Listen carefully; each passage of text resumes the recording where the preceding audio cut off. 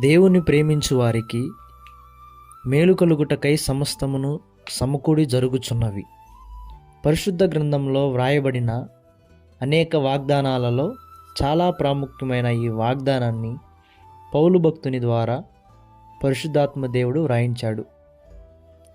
లోకమునైనను లోకములో ఉన్నవాటినైనను ప్రేమించవద్దు అనేది లేఖన సత్యం.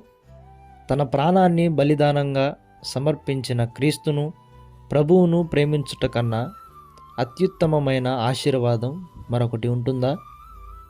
సమస్తమును సమకూర్చి జరిగించు దేవుడు నీకున్నాడు అని ఎన్నడూ మరువవద్దు. విపత్తులో విరుచుకుపడినప్పుడు, నిందలు అవమానాల కొరల్లో చిక్కుకున్నప్పుడు, దుష్పరిణామాలు దాపురిస్తున్నప్పుడు మనిషిని నిలబెట్టేది దేవుని ప్రేమ గాక మరేముంటుంది? ఆమేన్.